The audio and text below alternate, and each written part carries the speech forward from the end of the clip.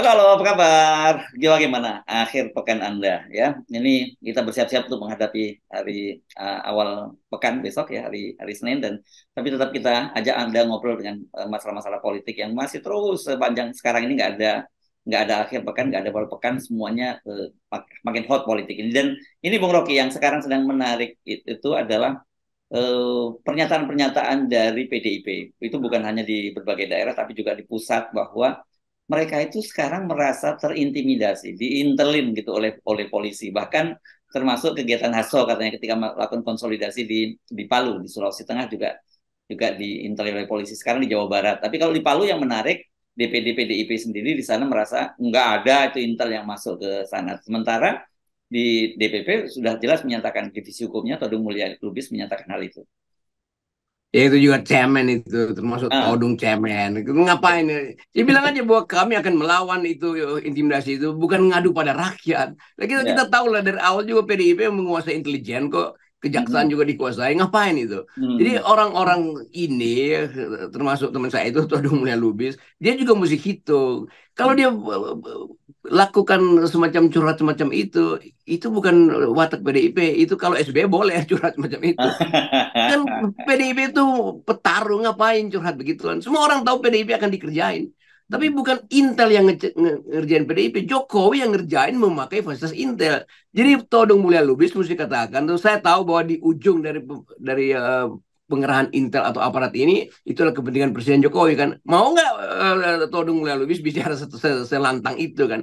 Hmm. Orang menunggu PDIP itu tampil sebagai petarung, bukan sebagai uh, apa namanya pecurhat. Sekarang kan curhat-curhat aja Ya, kan. ya, ya, ya, Kita ya. tahu semua itu kok dari awal tuh. Jadi Hmm. poin saya adalah PDIP pulihkan marwah dan harkat Anda sebagai orang yang pernah mendidik seseorang jadi presiden, tapi si presiden berkhianat dari Anda itu. Udah dari dulu kita minta supaya tegas aja cabut kartunya Jokowi, kartu anggota Jokowi itu lebih masuk akal tuh. Nah, mestinya konferensi pers berikutnya PDIP memutuskan kami telah teliti bahwa memang ada penggunaan aparat dan kesimpulan kami aparat itu digunakan bukan inisiatif sendiri polisi menghalangi PDIP atau intelijen pasti karena ada semacam perjanjian diam-diam dengan presiden kan itu dong harus sampai di situ tuh konferensi persnya atau Dung Mulia Lubis. Jadi sebenarnya kalau kemudian apa dikerahkan oleh Jokowi nggak terlalu mengagetkan kan sebenarnya begitu ya, Bung Rocky. Dan saya kira PDIP dulu juga ketika menjadi bagian dari masih bermesraan dengan Pak Jokowi juga paham semua hal itu terjadi kan. Itu jadi kayak anak kecil mengadu buat tetangganya tuh ngerjain dia. Lo dari awal kalian sama kok ngerjain tetangga yang lain kan. Jadi Hmm. tetap kita kita mau lihat ya cara PDIP itu nelongso begitu itu dianggap kok cemen amat gitu. Jadi kita ingin ada satu sikap yang orang lihat oh itu PDIP. Kalau ini bukan PDIP yang ngeluh-ngeluh beginian kan. Dan Jokowi juga ketawa tuh. Lalu tahu emang dari awal gue mau kerjain lu kok gitu. Jadi ini cuma sinyal Jokowi untuk uji PDIP seberapa jauh bertahan tuh. Jadi kesimpulan saya itu melodramatis dari PDIP nggak akan mempan tuh. Justru akan membuat konyol TPN nanti. Oke, jadi ini bagaimana kita merespon? Tapi gini lah, saya kira yang terjadi justru kalau kita kita dengar memang pasti terjadilah hal-hal yang selama yang dituduhkan oleh PDIP itu terbukti begitu ya. Tetapi yang kita dorong juga PDIP harusnya sejak awal nggak usah cengeng gitu satu. Yang kedua, tapi juga kemudian PDIP sebenarnya juga melakukan hal yang sama kan begitu di daerah-daerah dia melalui kepala-kepala daerahnya dia juga melakukan hal yang sama terhadap lawan-lawan politiknya gitu. Memang kita tahu PDIP kekurangan modal untuk pamer kekuasaan kan kayaknya masuk akal lah. Begitu PDIP berselisih dengan Jokowi, Jokowi pasti perintahkan seluruh oligarki stop nyumbang PDIP. Itu gampang tuh. Jadi itu yang mesti diselesaikan dulu tuh. PDIP memang mesti berhitung dari awal dia akan dihalangi secara finansial. Maka konsekuensi lanjutnya ya udah serang aja orang yang menghalangi dia. Dia akan dihalangi secara security, secara intelijen. Serang orang yang menghalangi dia bukan curhat pada rakyat. Kan PDIP minta supaya, oh, hey, rakyat tolong kami dong. Nggak ada, rakyat nggak akan nolong Anda. Anda yang mesti menolong rakyat hari ini. Anda punya fraksi di DPR yang punya potensi untuk mengimpeach presiden. Kenapa Anda takut lakukan itu kan? Kan Anda bisa buktikan bahwa Presiden Jokowi mengirim intelijen untuk menghalangi kami. Tetapi kami punya kekuatan di DPR. Kami akan panggil siapa yang kami temukan sebagai penghalang dan kami akan usut di mana sebetulnya pintu pertama penghalangan itu dilakukan atau perintah pertama. Ya pada Jokowi kan. Kan mesti berani begitu dong. Ini keadaan yang membuat orang malas itu membuat dukung PDIP kalau begitu cara berpikirnya kan. Lain kalau PDI itu partai kecil gitu, ya boleh lah melodrama. Ini partai besar dan menteri-menterinya masih ada di dalam tuh, tarik aja kan, apa ususnya kan. Jadi, ngapain sih ini konyol juga ini teman-teman TPN ini tuh teman-teman PDIP. TPN mungkin punya punya cara berpikir yang lain dan saya mulai menduga bahwa ya TPN pasti akan speed up maksimal itu, tetapi partai mencegah itu menghalangi. Jadi TPN mau gas demi Ganjar dan Mahfud, nah justru kira-kira Megawati dan Puan itu ngerem, jadi konyol kan. Lalu terjebaklah di situ Mulia Lubis sebagai namanya juru bicara yang akhirnya nggak ada poin kan. Kan memberitakan kami dihalangi. Ya apa poinnya tuh? Pers juga tahu memang bakal dihalangi. Dan orang tahu memang Anda akan dihalangi, akan dikerjai itu. Kan itu ya lawan dong. Ya, ya, ya. Ini yang saya kira sebenarnya kita melihat bahwa di internal PDIP sendiri belum cukup solid, belum cukup firm berat menghadapi Jokowi itu. Saya kira ada elemen-elemen yang tetap ingin melihat bahwa mendapat keuntungan dari Jokowi, tapi ada elemen-elemen menganggap ya Jokowi itu sudah berkhianat seperti itu kelihatan sekali kan Bung Rocky dari Ya, berbagai statementnya itu. nah itu yang terbaca dan Ibu Mega mesti ambil alih ini. Ibu Mega mesti tirakatan dan lakukan langkah radikal terakhir bahwa kami tidak lagi bersama Jokowi. Apapun konsekuensinya. Jokowi pasti masih pegang beberapa kartu, terutama mungkin kasus Madam Bansos, Harun Masiku, apa namanya, macam-macam gitu, termasuk kasus Puan itu. Tetapi dengan Ibu Mega mengatakan kami tidak ingin tukar tambah isu selain soal politik dengan Presiden Jokowi, maka Jokowi akan terpojok itu.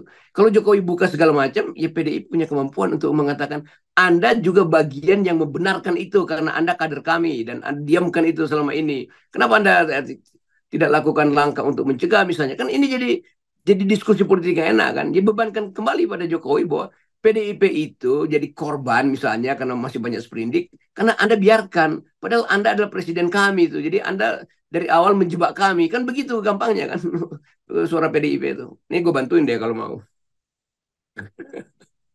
Tapi lihat apa yang terjadi di PDIP ini jadi tragedi ya saya kira. Dan kalau kita lihat seperti ini, kelihatannya nggak ada harapan Ganjar dan Mahfud itu. Atau jangan-jangan sampai satu pada kesadaran PDIP sudahlah kita lepas pilpres ini dan kita fokus ke pileg dan jalan satu-satunya menyelamatkan pileg ya harus tetap kerjasama dengan Jokowi. Gitu.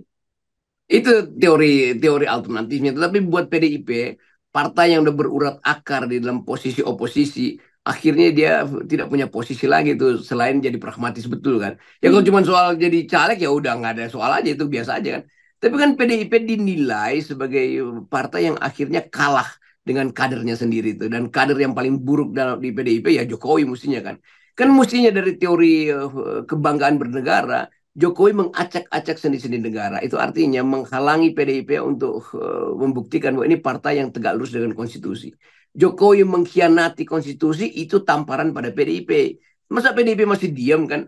Jadi apa poinnya kita nggak bisa mengerti bagaimana jalan pikiran PDIP selain bahwa dia justru takut terlalu lantang pada Jokowi. Padahal seluruh dunia itu udah menganggap Jokowi itu udah liability bukan bagi PDIP Ya, saja, tapi bagi Indonesia. Bukan bagi Indonesia saja, tapi bagi ide demokrasi. ya. Kan Jokowi dieluk-elukan sebagai orang yang akan menghidupkan demokrasi dunia tuh dengan percontohan bahwa dia datang dari kalangan kecil dan kalangan sipil lalu perlahan-lahan merambat melalui mekanisme yang ada ada sistemnya tidak lompat-lompat tuh. Nah di ujung kekuasaan itu semua yang dibayangkan sebagai legasi Jokowi di bidang demokrasi runtuh tuh dengan munculnya saudara Gibran selesai itu. Nah, itu artinya ya PDIP tidak pernah mengkader Jokowi dalam soal demokrasi kan gampang. Ya, ya. Ini ya, saya kira ini pelajaran berharga dari PDIP ya. Ternyata terlalu lama di dalam kekuasaan, 2 periode dalam kekuasaan itu otot-otot oposisi, otot-otot Hmm. kekuatannya itu sudah hilang. Yang ada ternyata timbunan lemak kekuasaan. Itu sehingga mereka ketika menghadapi Jokowi jadi lembek sekali. Ya kelihatannya itu PDIP mengalami obesitas kekuasaan, jadi nggak bisa bergerak lagi itu susah, Ya, susah geraknya tuh. Jadi tetap kita ingin supaya PDIP itu masih ada waktu itu masih 2 bulan untuk menghajar balik kan. Jadi fight back itu diperlukan tuh. Baru orang lihat bahwa oke, kalau begitu Ganjar betul-betul datang dari satu kebutuhan sejarah. Kalau sekarang Ganjar dianggap ya itu tetap orang Jokowi loh yang ditaruh di PDIP kan. Kita mau minta Ganjar untuk lebih tegas itu. Tiap hari aja Anda hajar Jokowi kan. Dan mungkin kalkulasinya nanti pengikutnya kita itu justru pindah pada partai lain. Nggak ada soal. Satu waktu kita akan lihat betapa PDIP itu hanya dijadikan sebagai ya dibikin bocah juga oleh Jokowi. Lain dengan bocah yang resmi adalah anak dia. Ini bocah yang memang dibikin bocah itu. Dan politik PDIP akan dianggap loh Anda banteng, tapi ternyata mentalnya itu jauh dari kebantengan gitu kan. Ya, ya, dan saya kira bagi Ganjar kan dia juga tetap masih usianya muda, dan saya kira ini itu momentum dia untuk investasi politik jangka panjang, gitu ya, Bung Rocky. Harusnya dia manfaatkan sebaik mungkin, jangan nanggung, gitu.